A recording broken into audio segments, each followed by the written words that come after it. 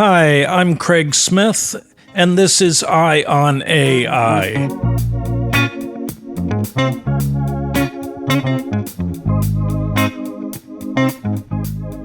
Last year, I had Evan Sparks and Amit Talwalkar on the podcast to talk about Determined AI, their startup which aims to provide cutting-edge deep learning software infrastructure for everyone. Since then, in line with their mission to democratize ML infrastructure, they decided to open source their deep learning training platform in hopes that it will help machine learning engineers to more easily build better deep learning models. Amit, a professor at Carnegie Mellon University and a leader in the emerging machine learning systems research community, is joining me in a series of 5 episodes to talk to some of his friends and colleagues about various aspects of the machine learning pipeline, from data preparation, model development and training, to hardware management and deployment. We're now at the deployment end of the pipeline, and in this episode we talk to Tianqi Chen, also known as TQ, about his latest project, an open source compiler called TVM that helps data scientists optimize their model's performance on specific hardware. I hope you find the conversation as informative as I did.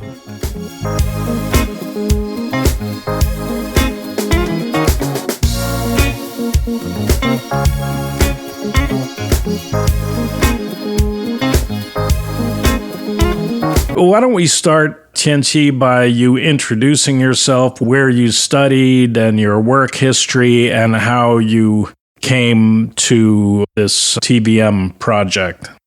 Yeah, sounds good. My name is TQ Chen. You can call me TQ.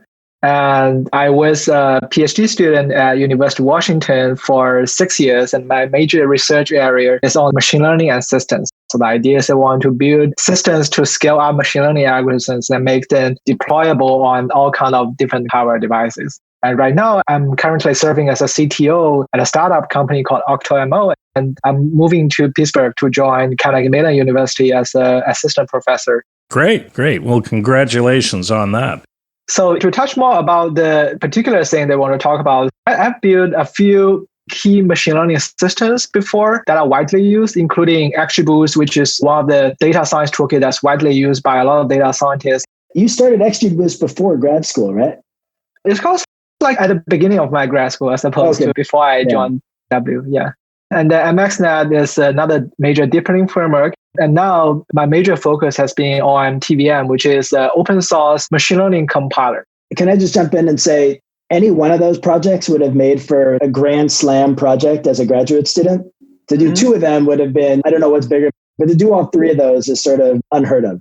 From my perspective, I will always want to see my research being landed and being used. And TVM stands for what, Tianqi? Usually people just say TVM as it is, but it was originally from the compiler name called LVM. And as an analogy, we try to create something for tensor. So T stands for tensor and VM usually stands for virtual machine. In this case, we are saying that we want to build a compiler that's able to compile tensor operation-based programs on different kind of hardware backends. Nowadays, a lot of machine learning models, a major category of machine learning model are called deep learning. And the models that run, say, voice recognition, image recognition, speech machine translation, all those models can be represented as a tensor operation program. What is end-to-end philosophy, and how does TVM relate to this idea of end-to-end philosophy? In a lot of cases, when we are building applications, there are always like application boundaries. So the idea is that, say, the hardware vendors will just give you a hardware and then people build software library on top of them, and then people build application on top of it. However, more recently, we start to see a trend of more need of end-to-end because hardware designers are start to design domain-specific hardwares for, say, running image recognition or speech recognition. In the meanwhile, machine learning researchers are also designing new models that try to fit to those specialized accelerators. For example, one important case is Google's transformer model, which more recently there's a variant called GPT-3, which is really popular. And that model gets started mainly because it actually runs very well on those GPUs and TPUs. So in some sense, in order to get the next mile in AI, people are starting to try to co-design the machine learning models and the software and hardware backend together. But TVM, is it more focused on the training or it's more focused on deploying these models on proliferating hardware on edge devices and so on? Yeah, so actually TVM originally was mainly focused on deployment. The goal is that because there are a wide spectrum of hardware devices you want to support nowadays, it's really hard for humans to go and manually optimize machine learning models on each type of device. So TVM aims to provide an automated solution that takes a model from TensorFlow or PyTorch and automatically generate a deployable module. However, more recently, we also started to optimize training-based workloads as well. And that's, again, if you want to train on something other than a GPU and don't have access to CUDA or whatever other primitive that exists.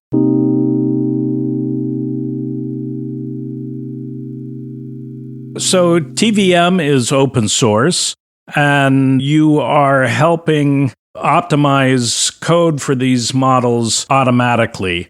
Can you talk about the steps in that automation? Actually, what we're trying to do is we're trying to build something like an AI or machine learning-based solution that mimics human programmer mind.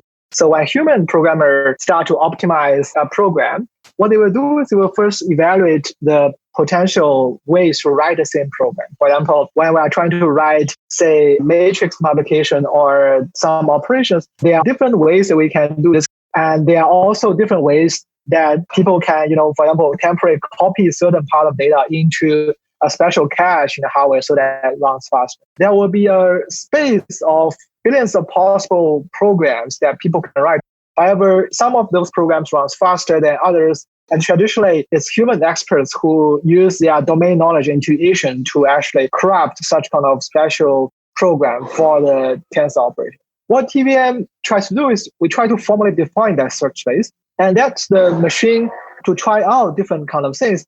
In the meanwhile, we're also using machine learning itself to learn, to predict if we try this program out, how fast it will be. And usually that prediction runs faster than actually running on the target hardware. So in that case, by using the automatic search, we will be able to mimic what human programmer might do. And sometimes because the machine have more energy and resources and time than human, they can sometimes find better solutions.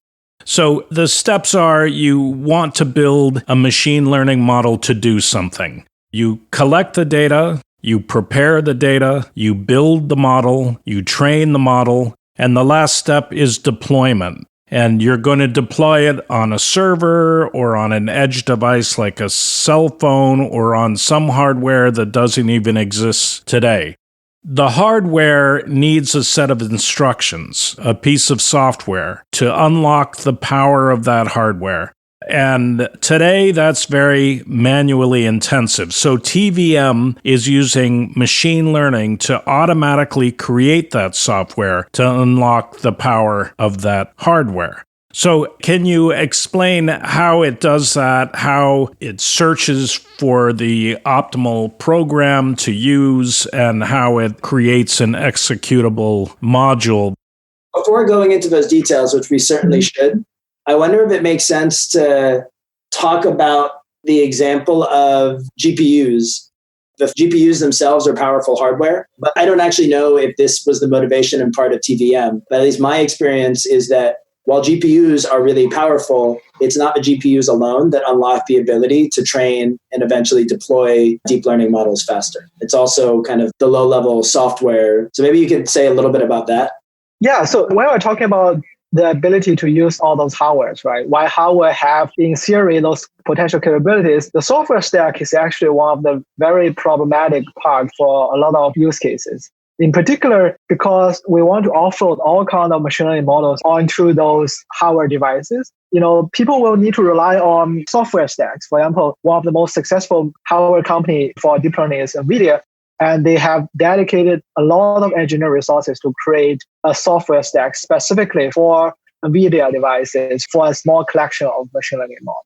So what we are trying to do is actually trying to automate that process so that, for including Nvidia devices and other hardware devices, we want to be able to try to automate that process as much as possible so we can easily recreate a new software stack that's specialized for a particular model that user might be interested in. And I think two analogies that I think of. Well, one analogy is I used MATLAB a lot back in the day. And some people still do, maybe I'm dating myself a little bit, but the linear algebra operations in MATLAB, the ability to invert a matrix or compute an SVD were really, really powerful because there were these low-level primitives that it called upon that have been incredibly optimized. And for those in the audience that don't know exactly what an SVD is, it doesn't matter so much. It's more that you have these big matrices of data. There's a bunch of different operations you want to perform on them. And these low-level libraries, they don't just say, okay, let's perform this operation. They say, if your matrix is tall and skinny, do it one way. If it's symmetric, do it another way. If it's sparse, do it another way. So that's like classical, linear algebra primitives. Similarly for deep learning, again, TQ's the expert here, but my understanding is that, say, for convolutions, even in GPUs, there's not one way to execute on a convolution. There are 5, 10, 20. And the point is, it really matters. The naive way of executing a convolution on a GPU could be orders of magnitude slower than the more efficient way to do that. Yeah, I can speak to that because 10 years ago, when I was a graduate student, actually when I was like undergrad, I was working on deep learning, which was not as hard today. And there wasn't a good software stack then. So I had to basically spend 1 month to just write GPU code to offload my machine learning model onto that piece of hardware. Today, because they are, at least for Nvidia, they have the libraries for that. So it's much easier to actually offload those machine learning models on top of this hardware. But there are also emerging models that we need to support, which the hardware vendor may not be able to catch up very quickly because you have new model coming in. There's new requests on writing different variation of convolution and other operators. And there are also possibilities if you want to use another piece of hardware that do not have the software stack.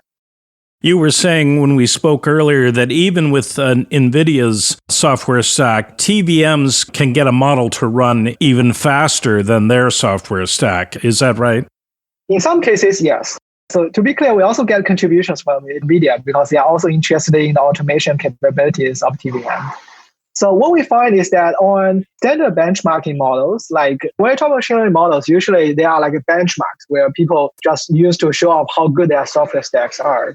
On those standard benchmark models, usually we cannot do as good, or we can just do like maybe 1.2x as what Nvidia's or other companies can do, because that is the benchmark that humans go and keep optimizing for. However, if you go and talk to, say, your industrial partners, your friends who works for different companies, they will tell you that the machine learning model they are interested in are not necessarily belong to those standard benchmark category. And in those cases, because the objective of those big company employees, they are getting paid to optimize the benchmark, but they are not necessarily getting paid to optimize the models that the particular company is interested in. So in that case, we can find TVM can give you even more dramatic speed up simply because the machine learning algorithm can specialize to that particular model. You can see speed ups from range of 2x sometimes for some interesting special models that can even be like a 5x speed up versus what the original software stack can provide. Yeah. And then do TPUs come with a software stack as well? Yes. So TPU is this specialized hardware built by Google, and TPU does come with a software stack. However, that software stack is still internal to Google. I see. So you need to build your own software stack if you're using a TPU outside of Google? So for now, because Google does not open up their internal instruction set, so we can only use TPUs through Google's software stack at the moment. However, TVM does support a wide range of other hardware accelerators that are similar to TPU. For example, more recently, ARM is contributing support to ARM's NPU, which is their neural processing engine capability to TVM.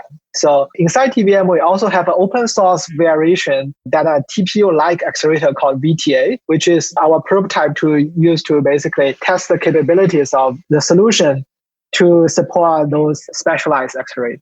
Okay, could you walk us through how TVM works? Yeah, so at a high level, what TVM does is it will take in machine learning models from other model frameworks into a high-level representation, what we call high-level functional representation or computational route. The idea is that the computation steps in each of the image processing or speech recognition models using a graph-based format, where each of the nodes will correspond to an operation that we perform, and the edge of the node correspond to the data that flows through that computation. And the TVM will perform some of the high-level optimizations that try to transform the computation into some equivalent form that are faster.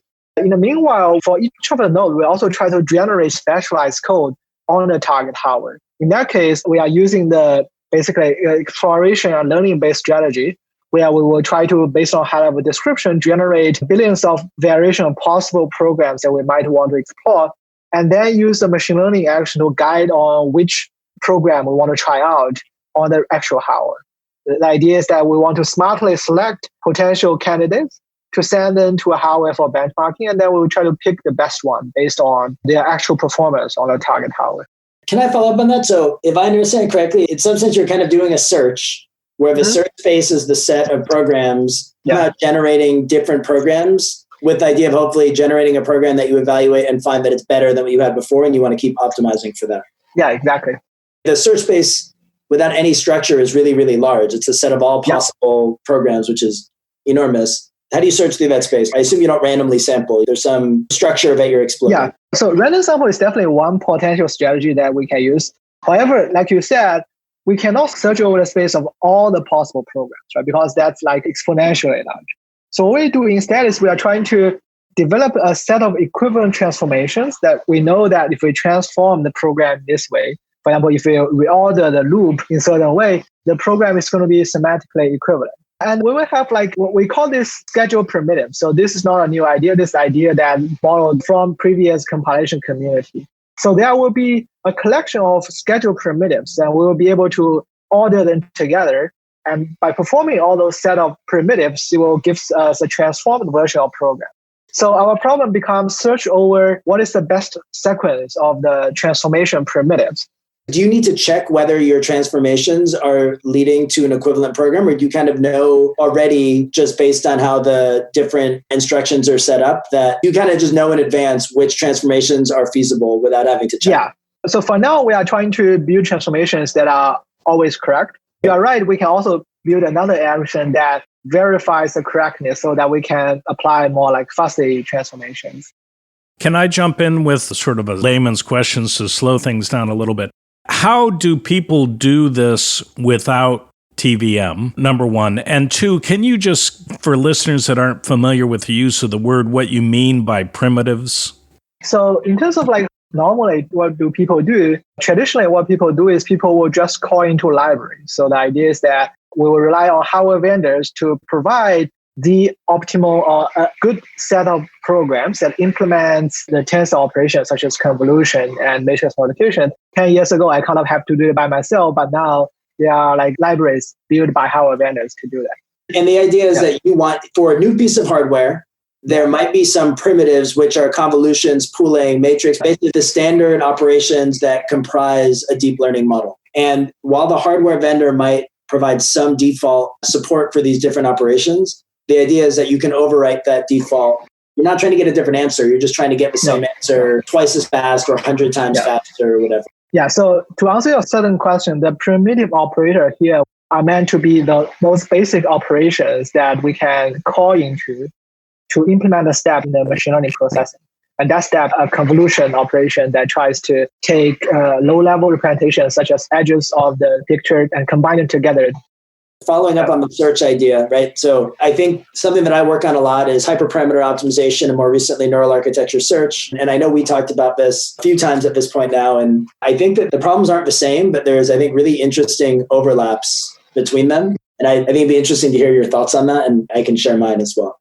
Yeah, definitely. I think there are a lot of interesting overlaps, and maybe, some of the methods can be borrowed over as well. For example, when we started to try program optimizations, we did also use ideas like exploration and exploitation trade-offs in our optimization, and also tried a few methods from Bayesian optimization community. And a few interesting differences in terms of characteristics, right? First of all, we are searching over structured program space, while traditionally when in hyperparameter search, most of the parameters are less structured in the sense that, you just try to pick the numbers as opposed to pick the best program. However, we are also parameterizing our search in a sense that there are also parameters that looks like hyperparameters that we want to pick from. So there are definitely similarities in there as well. The fact about the structured search is that we will want to build, say, cost models or models that predict how good the programs will do based on the program structure so that it's kind of aware of the domain. A second interesting perspective is that we want to be able to find the program for a collection of machine learning models. And in each of the neural networks, there are already 10 layers, or if you combine the amount of different models we want to optimize, there could be thousands of different variations out there, and they are always correlated. So instead of trying to do the search from scratch every time, there are opportunities to share the common knowledge among those searches. So I think it's an interesting problem setup that we can use technologies like hyperparameter search and structured search to this domain, but also trying to develop specific algorithms that still applies to the particular domain. And forgive me if you said this and I glazed over it, but within TVM, the first step is to define the search space. Is that right? The search space is not defined by the user, but the system will define the search space for a given operator. And there are different ways to define that search space. You can use search spaces that have been defined for similar programs. You can break down the search into its components. In this case, it's not about you reusing the search space. So for different programs, there are some common traits about search space. It's about sharing the machine learning model that predicts the program. So the idea is that, for a given program in that search space, we want to be able to predict how good that program is. The search space here is the set of all valid programs that you could, in theory, run on a specific piece of hardware. Valid here means that they all give you the same answer. So they all form the same 3x3 convolution. To follow up on the point about the connections to hyperparameter search, I think the biggest thing that I see is that they're not the same problem, but there are some interesting overlaps. And I think borrowing ideas from one to the other, going either way, could be really interesting. Yeah. I also think that there is some recent work, and I think I mentioned this to you by folks at Google. It's called AutoML 0, which does take this code generation approach. I mean, one thing that's different about hyperparameter search, and again, to remind everyone, hyperparameter search, the goal here is the search space here now is, again, a set of, say, neural network models and also knobs related to training these models. And the goal is to find the best settings for these different, knobs that you can tune, such that here you're optimizing for accuracy, not for speed. So that's one big difference. You're optimizing for speed with a fixed kind of answer. Hyperparameter search is optimizing for accuracy, but under this rough hyperparameter optimization or neural architecture search or AutoML sort of goal, this AutoML 0 does take this program generation approach. And it's very general. They show some sort of promising results, but it's really, really a large space. And it's so expensive, they don't tell you how expensive it is. Mm-hmm. And I don't think that they leverage some of the structure that you probably are leveraging. Yeah. So I think it'd be really interesting to look at a connection between those two. So TVM, it does a search within this defined search space, and it comes up with a series of programs that are applicable. And then it tests each program to see which are the best according to speed and some other metrics. And then it gives the user a choice of which of those to use. And it gives you for each a deployable module that you can plug into your software. Is that a fair description? Yeah, that's correct. In a sense that, the TVM will try to basically pick the right operators, basically the programs for each of the stage, and they will package them together as a software that you can put into your software stack.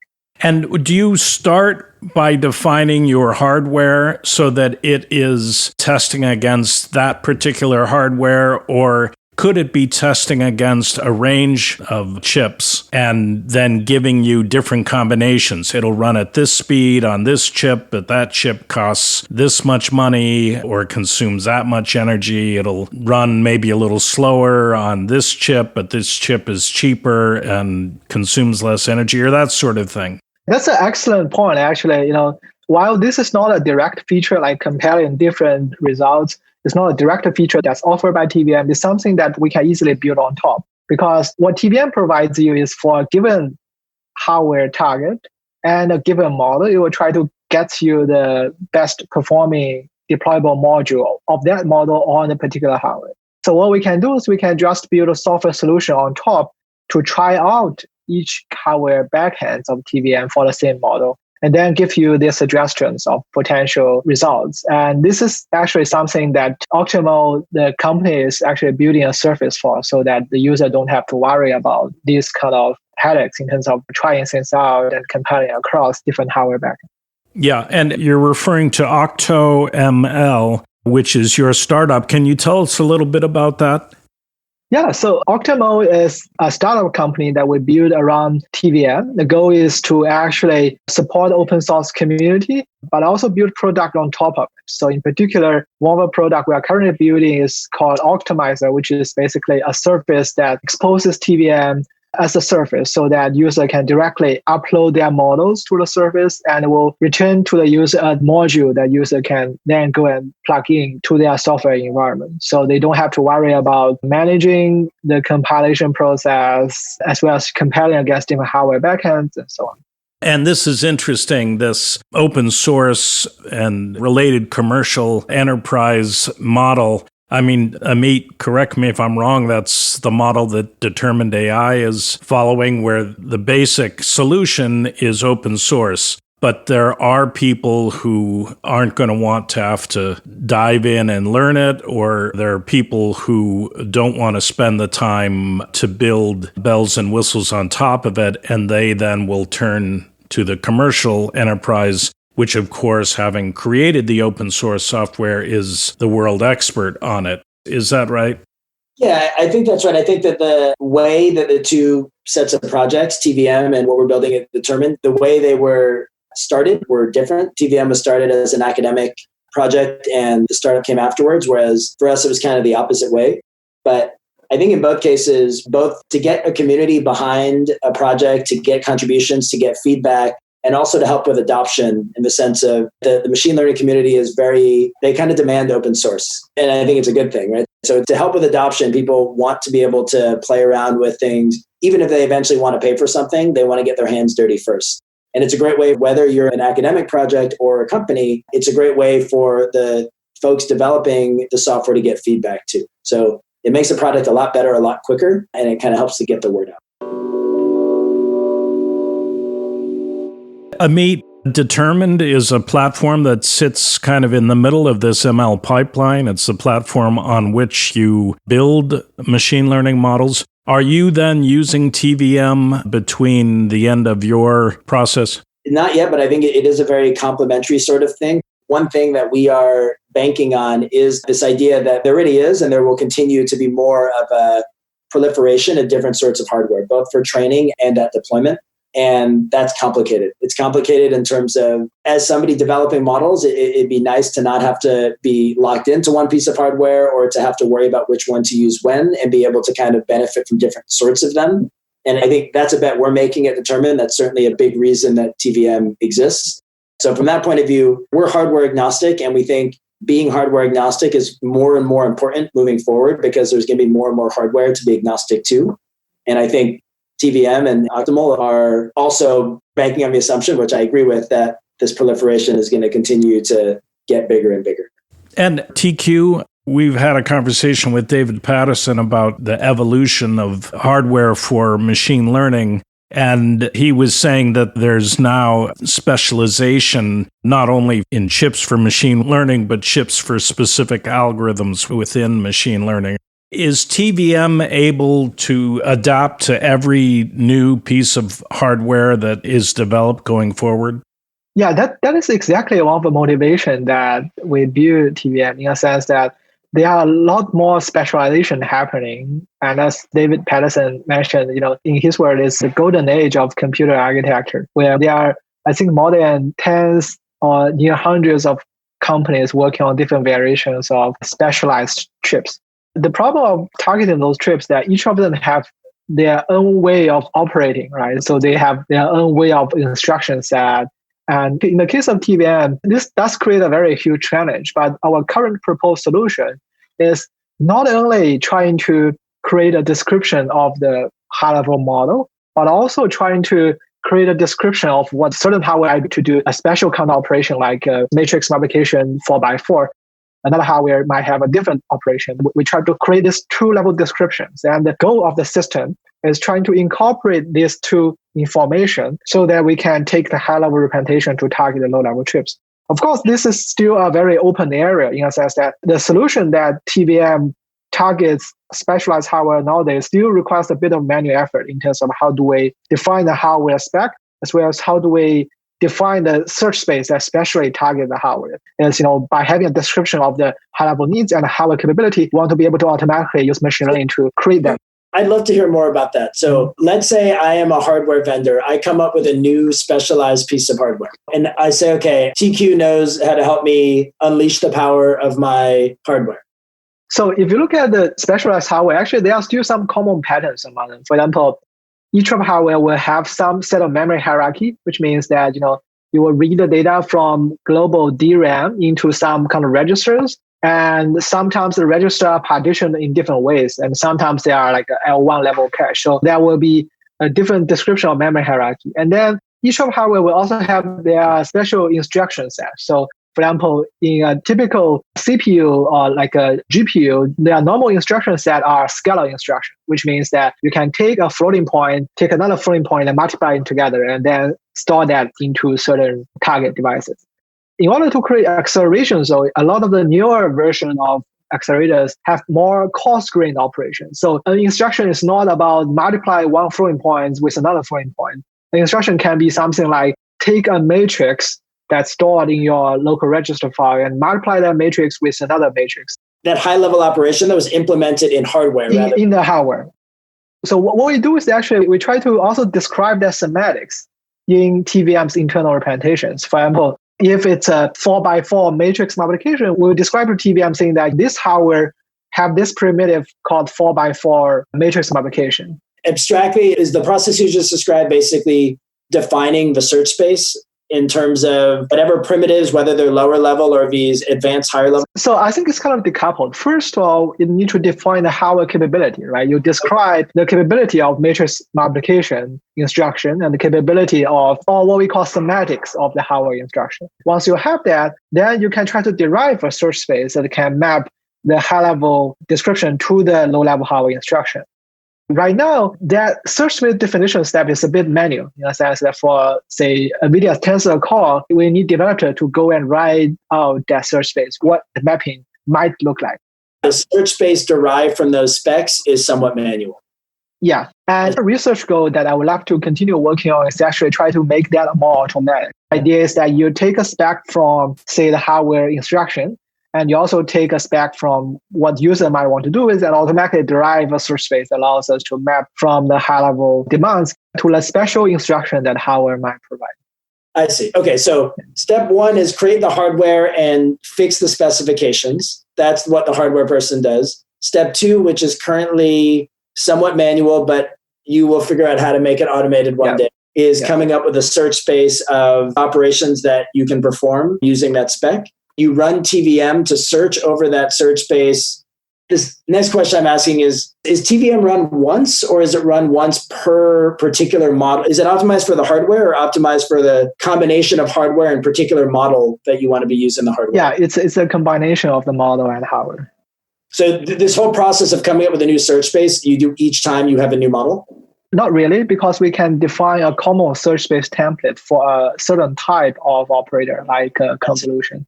But you might discover new implementations for each conceptual operation you want to perform for every model that you're using. Yeah, that's correct. And then TVM takes that program or what it's found in that search space and writes a module that can talk to your specific model. Is that right? And writes a module that can run the specific model on that specific hardware. Have you guys worked with Cerebrus on the Wafer Scale engine? We have not worked in particular with Cerebrus in this case, but their problem is actually quite interesting in the sense that they need to build a quite specialized solution for their wafer scale computing. And I would imagine some of the techniques they are using might be applicable to the scenarios that they are facing as well. I see. But would TVM apply to Wafer Scale? I think TVM will be able to be used as part of a solution in the wafer scale computing as well, in a sense that even in wafer scale computing, there are two tasks that you normally need to do. There is high-level planning, which is about how do you place your operations on the wafer itself. And in that case, it's quite close to the high-level graph optimization capabilities that TVM might provide. Another thing that you need to do is you also want to be able to generate low-level code that runs on each of the, basically a cell in a wafer. And the program generation and search technique that we talk about here are quite relevant to that problem. Right. In effect, it's a collection of individual chips on the wafer. So if we're running TVM for every single model, for inference, I can imagine I've already trained this model. I know I want to run it on a chip. I'm planning on doing inference a lot. It's certainly worth spending time optimizing the execution of this model on this chip because I want to do it faster, cheaper, more energy efficient. How expensive is that step? And is the overhead of just doing the TVM optimization? It seems clear that it makes sense in deployment. For training, depending on how big the effort is, a lot of that also boils down to how much that you have to do from scratch. One of the interesting perspectives of machine learning models is that the more data you feed to those models, the smarter they become. In other words, machine learning models are very good at memorizing and interpolating things. So imagine that we build a system that's already seeing a lot of machine learning workloads and collect data about those workloads. Then that model is already memorizing the operations that you have performed before, right? So the idea is that by being able to learn from the huge amount of historical data, the amount of effort we need to spend on optimize for future work. The cost of TVM optimization gets lower and lower over time because the model itself is learning from previous models it's optimized. Yes. So that is also still an open area in a sense that right now we do not guarantee that we will have that determined case of lowering, but we have already seen examples of model transfer where we can make use of historical data to be able to reduce the optimization of the future workloads. So where does TVM go from here? What are some of the features that you're looking at building out, not necessarily through OctoML, but in the open source? Yeah, I think there are quite a lot of exciting things that we are looking at. First of all, we are looking into covering more machine learning model variations. So at the first step, most systems started a static graph model where we know the computation are known ahead of time. However, a lot of new models like natural language processing start to contain more dynamic. So basically, you need to wait until you run to know what's the next step will look like. So there are some effort in supporting that. There are also efforts supporting what we call tiny ML. The idea is that instead of putting the machine learning on server classes, we also want to put them in those very tiny devices. It's not even like a mobile phone. It could be something like a sensor that are very cheap and being able to deploy machine learning models on these devices. Smart microphone could be an example. If you want to manufacture a very cheap smart microphone, we could use TVM to offer some of the, like say, wake word model onto those devices. As a matter of fact, in last year's TVM conference, our friends from Amazon told us that Alexa is already using TVM to run the wake word detection. There are also efforts on supporting, basically automating more specialized accelerator support. Amit and I already talked about that problem of how do you describe the hardware and how do you automate that process. So there are still a lot of interesting research on that direction. And there's also effort on trying to make it more accessible. Just like machine learning softwares like PyTorch or TensorFlow, one of the reasons a lot of users like to use them is because people can just write a few lines of Python code to express their need and build a model out of it. We also have a vision to try to make the machine learning optimization and deployment accessible so that users can also write a few lines of Python code to express their intent and then be able to automatically optimize those models and also customize the behavior of the compiler based on their needs. Who do you view the users of TVM or Octomult to be? So one set of users is anyone developing new hardware, but I give a sense that you have a broader set of users. There are a few categories, right? Definitely, there are people who are hardware vendors who want to build better software support for their hardware is one category. For example, in the TVM open source community, we got contributions from Qualcomm, Nvidia, Intel, basically almost all the hardware vendors that you can think of. There are also end users who are interested in deploying their machine learning applications on different settings, like deploying their machine learning models on tiny devices or on server class devices. So it could be, even if I'm using a more standard chip, I'm using a GPU, if my model is exotic enough, it could be that TVM could help further optimize the primitives even on that pretty well-established chip? That is correct. And we have seen a lot of stories around that, actually.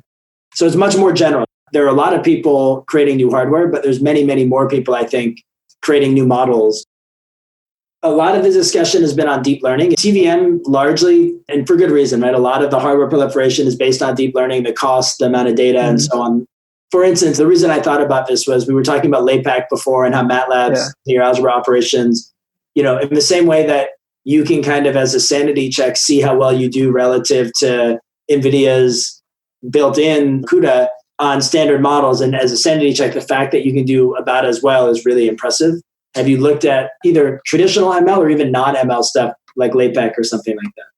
Yeah, so I would say most of the ML algorithm that uses tensor operation can apply. And they are also, like, for example, because there are a lot of support around tensor computations, there are also research on repurposing traditional models like decision trees to use tensor-based operations. So there's a project from Microsoft called Hummingbird that actually compiles the decision tree models into the operations that runs on TVM and PyTorch. And by using TVM, they can beat customized written decision tree inferencers, which is kind of amazing. So the same technique does apply to broader settings than the deep learning setting, which is already quite important. In that case, does TVM, there's a push to do more and more inference at the edge or different kinds of computation at the edge. Does TVM apply to that where the computation needs to be as light as possible? That is correct. Yeah, like I mentioned, that TVM provides optimizations for both edge devices like Raspberry Pi, mobile devices, as well as those IoT-style devices that are even more lightweight and requires even more fine-grained optimization. The optimization there includes things like using exotic computations like integer operations, or sometimes people will try to pack bit arithmetics into this computation because they cannot afford floating point unit on those devices. And because those computations are so exotic, there are no previously provided libraries for them. And TVM is a very good use case to generate libraries for this kind of computation. So we talked about TVM is optimizing tuples of hardware and particular architectures. Does it care about the weights of those architectures? I know we talked about this before, but I think that's a good point to clarify. Yeah, so for some optimizations, like just finding the best program for the operation, we do not need weight. And there are use cases where people rightfully want to protect their weight for privacy reasons. So we can perform certain optimization on that. But there are also further optimization we can perform if we know the weight information. For example, we could perform quantization or do some layout transformation on the weight so that they can run more effectively.